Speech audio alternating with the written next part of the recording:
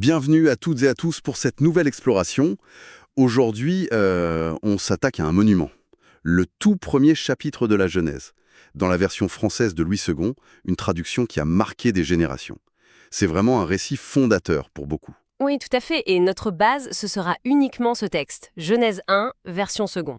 On va vraiment essayer de rester au plus près des mots. L'idée, c'est de décortiquer ensemble ce récit de la création. Comment ça s'organise, cette histoire de 6 jours, quels sont les actes clés, les thèmes qui reviennent, enfin, quelle vision du monde ça nous propose, tout ça. Bon allons-y, plongeons dedans. C'est un excellent point de départ. Parce que, au-delà des croyances personnelles, l'influence culturelle, littéraire de ce chapitre est juste énorme. Et ce qui frappe d'emblée, c'est sa structure narrative très forte, très rythmée, et la vision du monde, la cosmologie qu'il installe dès les premiers mots. C'est une mise en ordre, en fait. Et ça commence par une image très forte, cette mise en ordre, versets 1 et 2. Au commencement, Dieu créa les cieux et la terre. La terre était informe et vide. Il y avait des ténèbres à la surface de l'abîme, et l'Esprit de Dieu se mouvait au-dessus des eaux. C'est puissant comme description. Ce chaos initial, l'obscurité, l'eau partout, cet abîme. Qu'est-ce que ça nous dit, ça? Ça pose le décor, justement. Un état primordial, pas encore organisé. Ce n'est pas rien, attention. Mais c'est une matière brute, disons, qui attend d'être formée. Et l'élément crucial, c'est l'Esprit de Dieu se mouvait au-dessus des eaux. Il y a déjà une présence, une dynamique divine, avant même le premier mot créateur. Le terrain est prêt, quoi. Et cette création, elle démarre par quelque chose qui va revenir tout le temps. La parole qui fait exister. Verset 3. Dieu dit que la lumière soit, et la lumière fut. C'est le premier exemple, et il est éclatant de ce principe. L'ordre qui naît du chaos par la parole, et aussi par une action de séparation. Tout à fait. Et ce premier jour, il met en place un schéma qui va se répéter. On a 1, Dieu parle, Dieu dit. 2, ça se réalise direct, et la lumière fut. 3, il y a une évaluation, Dieu vit que la lumière était bonne. 4, et puis il y a cette action clé, séparer et nommer. Dieu sépara la lumière d'avec les ténèbres. Dieu appela la lumière jour, les ténèbres nuit. C'est fondamental ça, séparer et nommer, ça structure le monde. Et puis il y a le refrain qui clôt le tout. Ainsi, il y eut un soir et il y eut un matin, ce fut le premier jour. Ça donne un rythme. Un rythme qui continue au deuxième jour, avec toujours cette idée de séparation pour organiser. Versets 6 à 8. Dieu dit qu'il y a une étendue entre les eaux et qu'elle sépare les eaux d'avec les eaux. Et cette étendue, il l'appelle ciel. Ça organise l'espace verticalement. Mais il y a une petite différence ici, non? Effectivement. Le texte décrit la création de ce qu'on appelle le firmament, cette coupole solide dans les idées anciennes qui sépare les eaux d'en haut de celles d'en bas. Le schéma Dieu dit, Dieu fit, Dieu appela est bien là. Par contre, ce qui est notable, c'est l'absence de Dieu vit que cela était bon pour ce jour-là. Alors, on peut spéculer sur pourquoi, peut-être parce que cette séparation prépare juste la suite, en tout cas le texte ne le dit pas. Mais la structure du temps, soir et matin, elle continue. Et la suite, elle arrive dès le troisième jour, versets 9 à 13. Nouvelle séparation décisive. Les eaux d'en bas sont rassemblées et le sec apparaît. Le texte précise. Dieu appela le sec terre et il appela l'amas des eaux mer. Et là, l'évaluation positive revient. Dieu vit que cela était bon. On dirait qu'on a franchi une étape dans la structuration. C'est exactement ça. Après avoir mis de l'ordre dans la lumière et l'obscurité, puis séparé les eaux par le ciel, voilà que la terre ferme et les mers sont bien délimitées. L'espace de vie, tel que le récit le conçoit, est posé. Et c'est sur cette base stable que la vie peut apparaître. Du coup, le texte enchaîne direct avec une autre phase, remplir cet espace. Oui, parce que le troisième jour ne s'arrête pas à la terre et aux mers. Dieu commande à la terre de produire. C'est assez détaillé que la terre produise de la verdure, de l'herbe portant de la semence, des arbres fruitiers donnant du fruit selon leur espèce et ayant en eux leur semence sur la terre. La vie végétale arrive. Et cette insistance sur selon leur espèce et la semence, qu'est-ce que ça suggère? Alors ça, c'est un autre thème super important qui apparaît ici et qu'on va retrouver pour les animaux selon leur espèce. Ça indique un ordre à l'intérieur même du vivant. La création, c'est pas un chaos de vie, c'est une diversité organisée. Chaque type de plante a sa nature et surtout sa capacité à durer, à se reproduire grâce à sa semence. C'est l'idée de fécondité, de continuité de la vie, mais une vie structurée. Et là aussi, validation, Dieu vit que cela était bon. Le troisième jour est donc super riche.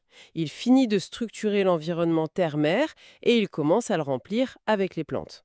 Donc, on a l'espace organisé, les plantes qui poussent, et le quatrième jour, versets 14 à 19, on revient vers le ciel, si on peut dire, pour y placer des luminaires. Le soleil, la lune, les étoiles. C'est un peu curieux ça, vu que la lumière a été créée le premier jour, non? Comment le texte gère ça? C'est vrai que si on lit ça avec nos connaissances d'aujourd'hui, ça peut paraître bizarre. Mais dans la logique du texte, ça tient. La lumière du jour 1, c'est comme la lumière en soi, une condition générale. Les luminaires du jour 4, eux, ils ont un rôle très précis que Dieu leur donne. C'est marqué pour séparer le jour d'avec la nuit, d'accord? Mais aussi pour servir de signe, pour marquer les époques, les jours et les années, et enfin pour éclairer la Terre. Leur rôle est donc avant tout d'organiser le temps et la vie sur Terre. Ce ne sont pas des dieux, ce sont des outils au service de l'ordre créé. L'accent est mis sur leur fonction.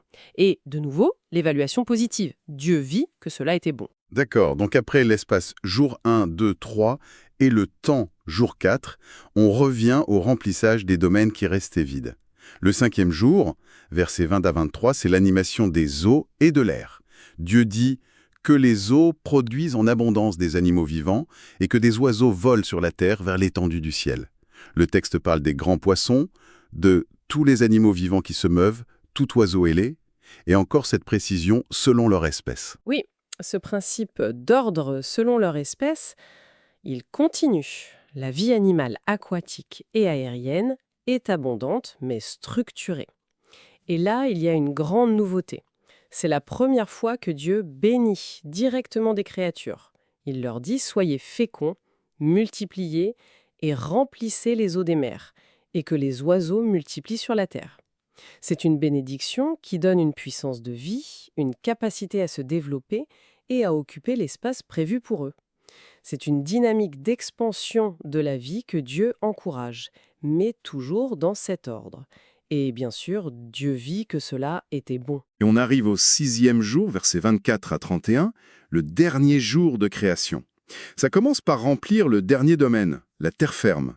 Que la terre produise des animaux vivants selon leur espèce, du bétail, des reptiles et des animaux terrestres selon leur espèce.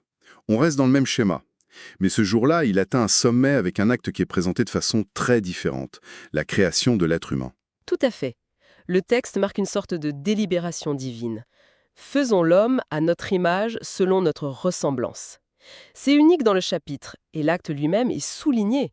Dieu créa l'homme à son image, il le créa à l'image de Dieu, il créa l'homme et la femme. C'est très insistant. Oui, c'est très fort. Et juste après, il y a cette bénédiction et ce mandat très particulier. Soyez féconds, multipliez, remplissez la terre et l'assujettissez, et dominez sur les poissons de la mer, sur les oiseaux du ciel et sur tout animal qui se meut sur la terre.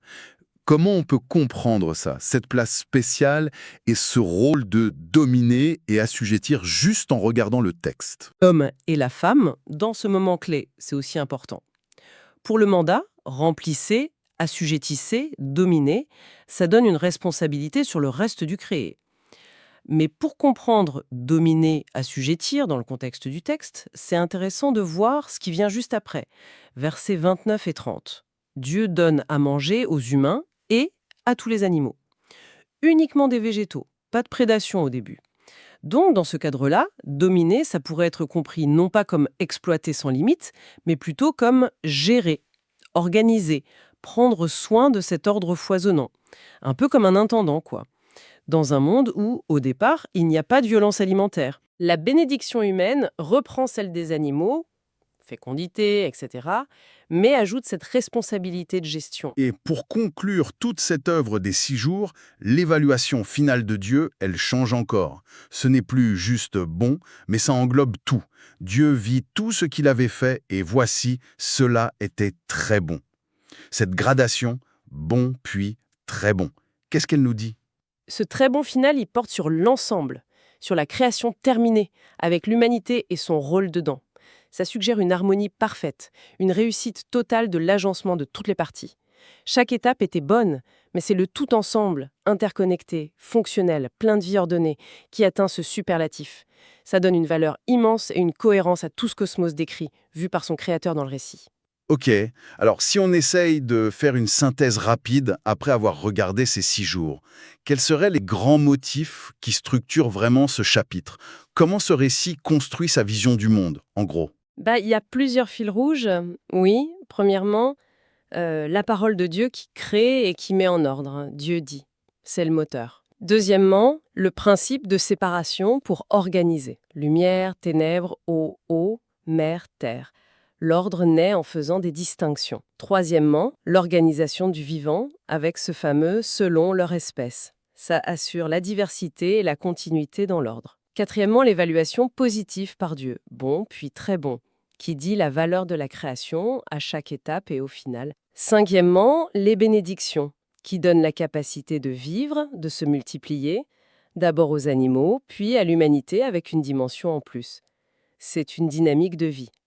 Et enfin, la place spéciale de l'humanité, à l'image de Dieu, avec cette responsabilité sur le reste. Tout ça ensemble, ça donne un univers cohérent, structuré et fondamentalement bon. Donc, pour résumer notre parcours dans Genèse 1, version seconde, on est passé d'un état informe et vide, un peu chaotique, à un monde super structuré, ordonné, plein de vies diverses. Et tout ça orchestré par la parole de Dieu en une semaine symbolique de travail. C'est une progression assez incroyable quand on y pense. C'est exactement ça. Le récit nous présente un monde où l'ordre, la distinction claire, la vie abondante et la bonté sont les traits essentiels de l'existence, voulus par le Créateur. Et la structure même du texte, avec ses répétitions, son rythme, ses évaluations, renforce cette impression d'un projet réfléchi qui aboutit à quelque chose d'harmonieux. Évidemment, ça pose des questions sur l'impact qu'une telle histoire a pu avoir, et encore, comment ça influence notre regard sur la nature, sur sa valeur et sur la responsabilité de l'être humain dans tout ça. Et justement, pour finir, une petite pensée qui découle directement de ces motifs du texte. Aujourd'hui, on perçoit souvent le monde comme complexe, parfois même chaotique. Quelle résonance peut encore avoir cette vieille idée d'un ordre qui naît de la parole et de la séparation ?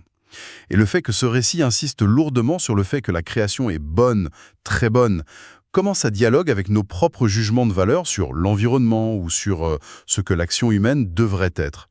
Voilà, une matière à réflexion que nous laisse ce texte ancien.